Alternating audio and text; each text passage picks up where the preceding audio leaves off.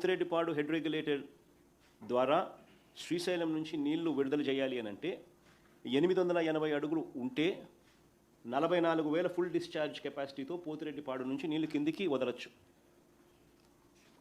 నీటి మట్టం తగ్గే కొద్దీ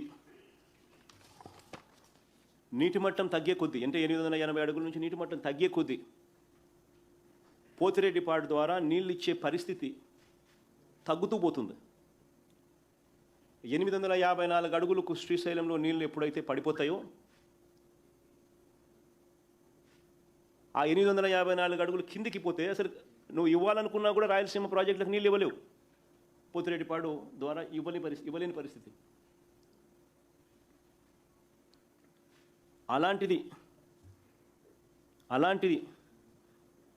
చంద్రబాబు నాయుడు గారు ఈరోజు పరిస్థితి ఏమిటి అని చెప్పి గమనిస్తే, ఈరోజు శ్రీశైలం నుంచి ఎడాపెడ తెలంగాణ వాళ్ళు కరెంటు, ఆంధ్రాలో ఉంటూ చంద్రబాబు నాయుడు రైతుల గురించి ఆలోచించకుండా చంద్రబాబు నాయుడు గారు కూడా మరోవైపున కరెంటు జనరేషను 48,000 క్యూసెక్కులు డ్రా చేస్తూ ఉన్నారు.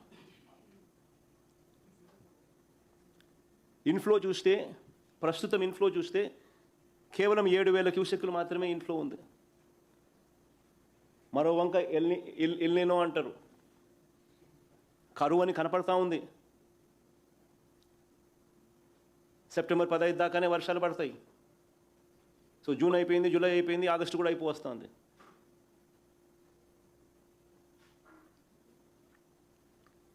నలభై 48,000 క్యూసెక్లు అవుట్ఫ్లో, 7,000 క్యూసెక్లు ఇన్ఫ్లో. నికరంగా చూస్తే దాదాపుగా 3.5 టీఎంసీల నీళ్లు శ్రీశైలం నుంచి ఖాళీ అవుతూ ఉన్నాయి.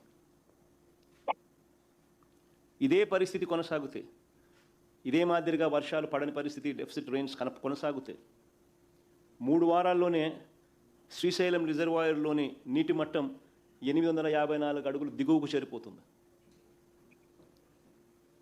ఈరోజు బహుశా 165 టీఎంసీలు ఏదో నీళ్ళు ఉన్నట్టున్నాయి, కరెస్పాండింగ్ టు 875 ఫీట్. రోజుకు 3.5 టీఎంసీ లెక్కన డ్రా చేస్తా పోతూ ఉంటే దాదాపుగా 75 టీఎంసీలు చిల్లర 3 వారాల్లో.